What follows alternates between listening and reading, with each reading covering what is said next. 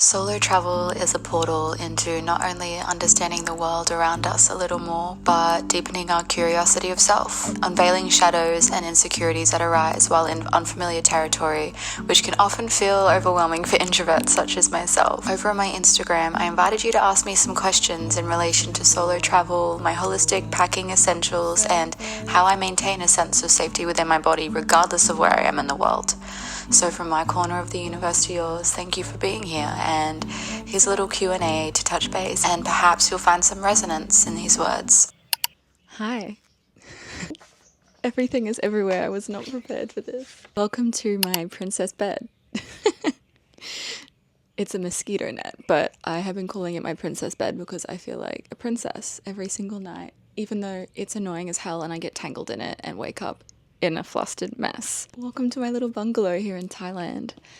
I am gonna just answer some questions you guys asked me over on Instagram. Thank you for sending through those beautiful messages. I'm currently in Pai, which is in the beautiful northern Thailand. I've been here for like nearly 3 weeks. If you know, you know. If you've ever been to Pai, you kind of get stuck in the Pai hole. It's just a beautiful community here. There's just so much going on all the time. So many beautiful workshops. Like I want to try fire spinning this afternoon. I'm just going to get into these questions. One beautiful person asked me what a typical day in my life looks like, and is it hard to slow travel with all of the running around? So I start every morning with a meditation. I meditate in bed. I literally just sit up and I just meditate in bed. I do that especially because here in northern Thailand in the mornings it is freezing. Like it is so cold that if I tried to go outside and meditate it would be quite unpleasant. So I just wake up, I do a meditation. Why am I holding this, by the way? I really like Tara Brach meditations. They're just really beautiful and heart-opening and are very lovely if you just want something soft and nourishing. I really love to do some mindful movement, if that's yoga or Pilates or even going on a walk. I like to do this all before I touch my phone. Some days are worse than others. Some days I'm immediately on my phone and I can just sense the shift of my presence throughout those days. It really does like change a lot. However, I really like to do all those things before I leave my space. A typical day is hard to answer because every single day here is different. I do like to prioritize slow travel, which means staying in places for a longer period of time and I guess limiting the activities I do. Not limiting, but you know, I see travelers do like boat tour, day trip, all this kind of stuff all in one day. That really overwhelms me. For me personally, if I am going to do a day trip, I'm going to block out either the day before or the day after to unwind. Going and exploring takes a lot of your energy, and it's a lot of new energies you're around, a lot of new people you're around. So if I'm going to do a big day trip or a boat tour or something fun like a hike, allow yourself to rest the day after. Same goes for travel days. If you're having a travel day, which are my least favorite days, going from one place to the next, stressy times. When you arrive, take the next day off. Literally just hang around your hostel, hang around the area, go to a cafe, go to unwind because it is really stressful. Upheaving all your stuff, especially if you're backpacking like me, it's heavy and it's a lot of time long bus rides and long train rides and plane rides, and so just having those days afterwards to unfurl and just like melt into the space you're in and familiarize with the new environment. That's what I also love to do while traveling. I do also like to be spontaneous. Like here in Pai, I think I spent maybe 2 nights at home by myself. When I say that, I mean like what I would usually do back home when I was living in Sydney. Every night I would be at home, you know, unless I would go out for dinner with friends, but I would spend every single night doing my evening routine, all this kind of stuff. Whereas now it looks very different. However, after I've done my adventuring, I love to come home. I love to shower, wash off the day, do a little cleanse with whatever I have on me. I really like to be off my phone, but in saying that, I also feel really inspired like at 10 p.m. at night randomly most of the time. So sometimes I'm working. Like I said, journaling. I really love to end my day with gratitude. I call it an abundance log, which is I write down all of the little things that showed me abundance, gave me evidence and proof of the abundance that is infinitely around me. That could be like a small smile from like a local, or just a really sweet exchange I had with a stranger, or a beautiful flower I saw, or some people holding hands, like little nuggets of love and abundance that really stuck with me. I like to write that down just to end my day on a really sweet note. So that's kind of what a day in my life looks like. Changes every day. Some days are more ungrounded than others, and that's okay. I'm really trying to be graceful with myself and just accept that some days I'll just want to jump out of bed and like go see my friends, and that is so fine because it's exciting. And yes, I feel more grounded when I do those little practices, but it's just not nice to beat yourself up if you don't feel drawn to them as well. Solo traveling is so exciting and there's so much going on, and the last thing I really need is to beat myself up for, you know, not being the same way I was when I was back at home. Travel recommendations for Thailand, places you would/wouldn't skip. See, this is really hard to answer because I feel like my experiences were really unique to my situations. I started in Bangkok, I went down south to some of the islands, and then I went back up to the north.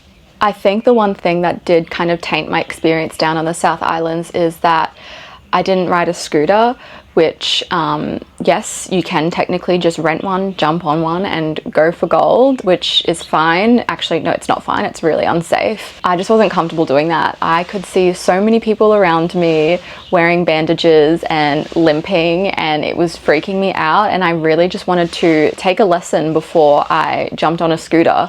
I'm less scared about hurting myself and more fearful of harming locals and other travelers. I would feel so destroyed if anything happened because I was uncomfortable behind a scooter.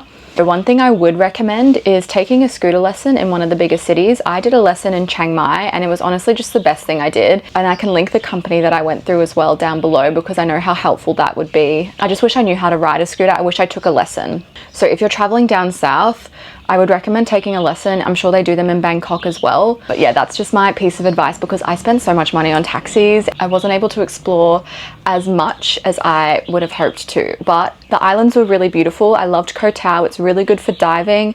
Koh Samui, I had a bit of a weird experience because the place I was staying literally felt like Vegas. It was just like on the main street and I just didn't really enjoy the hostel I was in. It was a bit of a party hostel. I felt like I was on Love Island, and also it was raining for like the whole time. So that also was like, so I don't really know if Koh Samui is my vibe.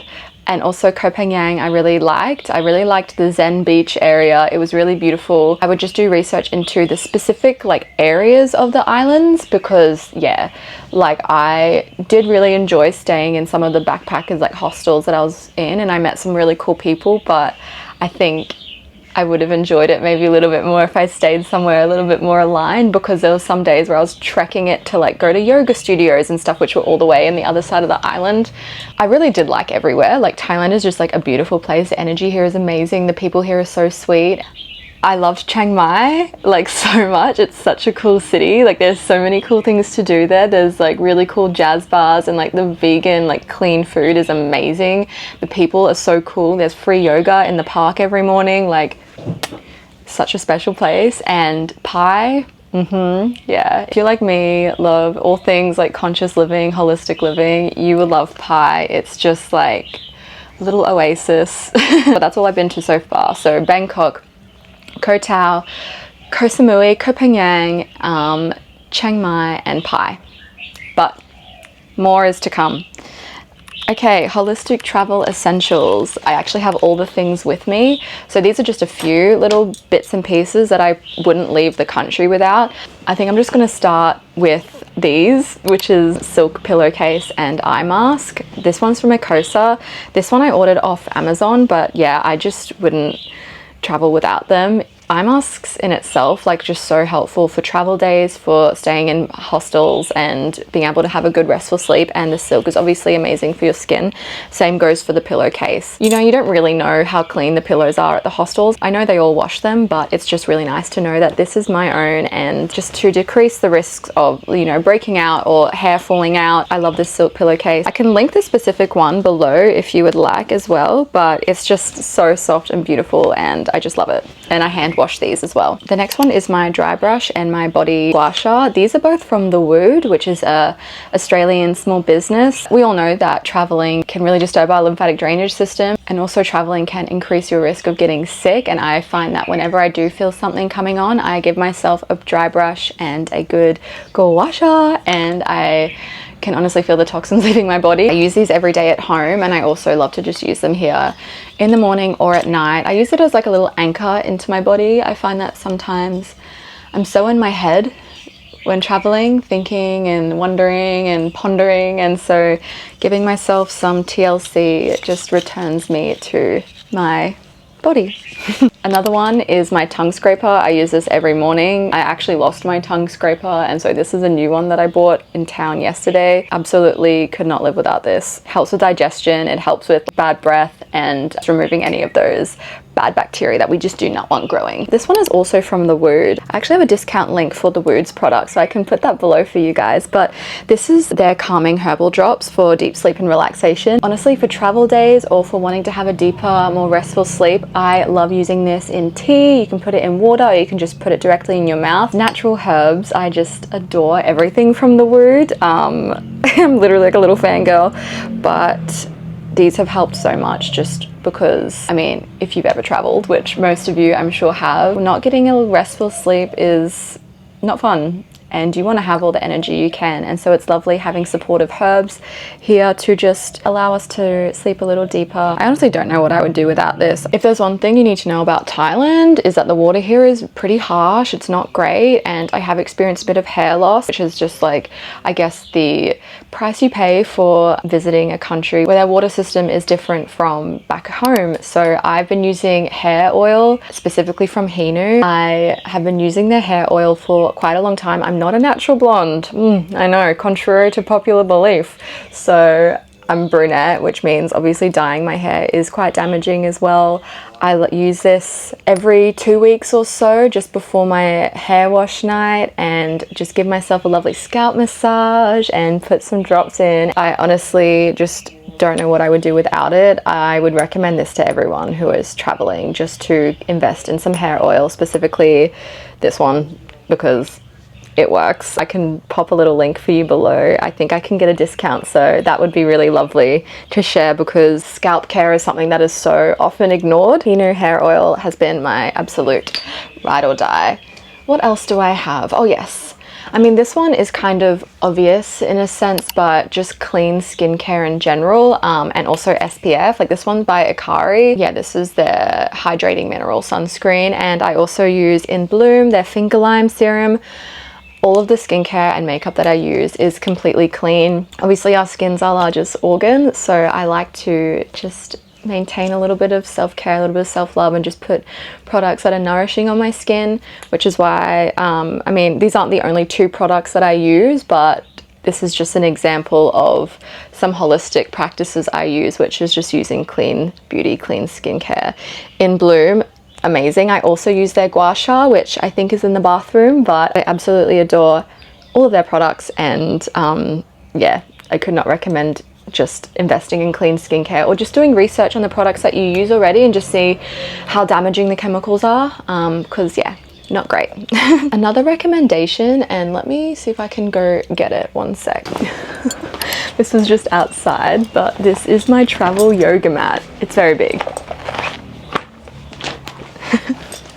This is by Mikoa. This has been honestly a game changer when traveling. It's just nice having a place to just bring with me. I can just sit here and journal. I can sit on here and do some yoga. I can use this as like a little picnic rug. I just use it as a little portable altar for me to just place myself and just feel connected, centered, grounded, and all the yummy stuff. This folds up to be very tiny, and it just slips into my backpack. It's so convenient. So many people ask me about it as well, so I can pop a link for you. But yeah, I just could not recommend Mikoa enough.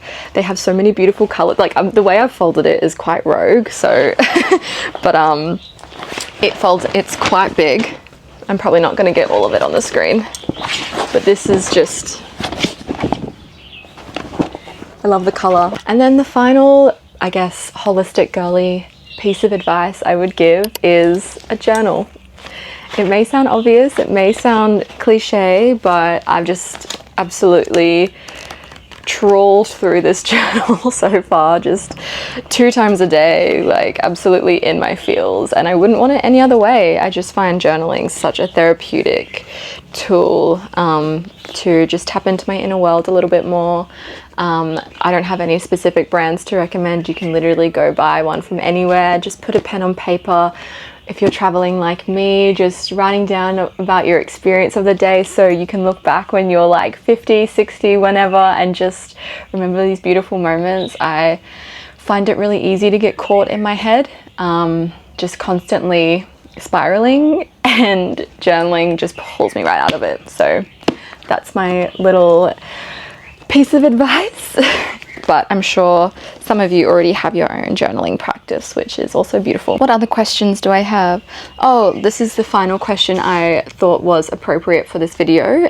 Tips on making friends and navigating being an introvert. This is so me coded.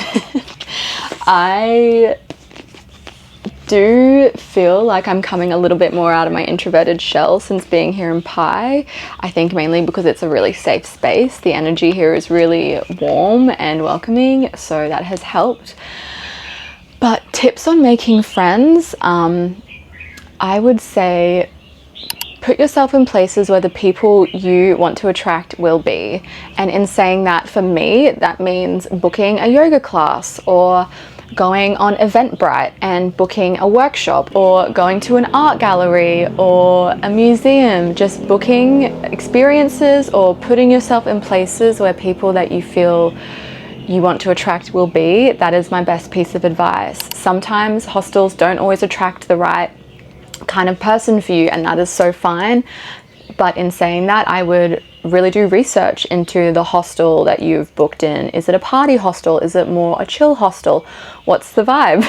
What is the vibe? Also looking into, like I said before, the location of where you are. In specific suburbs obviously have specific crowds, which is beautiful. Like, we love having diversity, we love having mixes of different people, different cultures.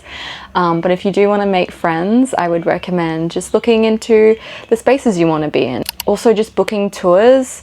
I know Get Your Guide has a lot of tours that you can do, and I know that you can meet lovely people on them as well. Those are my little bits of advice, I guess, that I have personally utilized while being here. Like, I've booked so many yoga classes and I've met really lovely people. Like, I remember when I was on Koh Phangan, I was trekking it all the way to the other side of the island for these yoga classes at this beautiful studio overlooking the ocean, and ended up meeting these 2 lovely German girls, and we spent New Year's together and just like had a ball of a time. So it's so possible to do that as well. You don't have to be confined to your hostel, but if you want to, that is also beautiful. Tips on navigating being an introvert.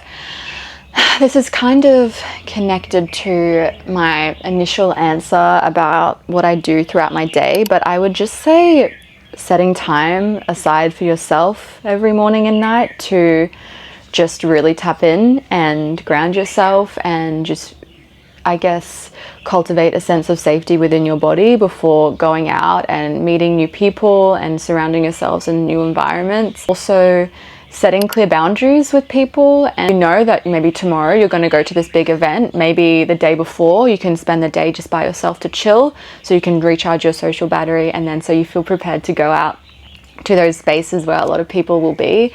Same thing, you know, the day after, maybe having a little recharge moment, whatever really works for you.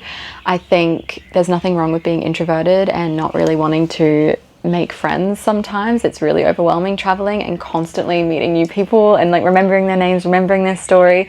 I think also just speak lovingly to yourself. I really try to do this. It's really hard for me because I'm always like, oh, like I should, you know, want to go out to this event. I should want to be here and I should want to be there, but I literally feel so depleted. And I'm like, no, honey, like it's okay. Back at home, like you would never be doing this many activities, so it's so fine.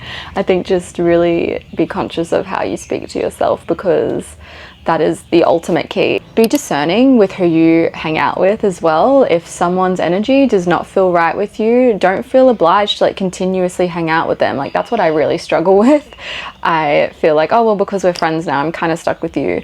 Psh, no. So I think that's all I have. I kind of rambled. I really hope you took something from this. I hope maybe this helped you out a little bit in some way. If not, gave you some clarity. I'm so grateful for you all and for your beautiful messages, and I love how specific they were and how targeted they were to like the season I'm in as well. I hope you have a beautiful rest of your day, evening. Thank you for dropping in. Please, if you would like to see more of these videos, like and subscribe. I also have Instagram, TikTok, all the things. So if you want to just be mutuals, let's connect. Okay, bye.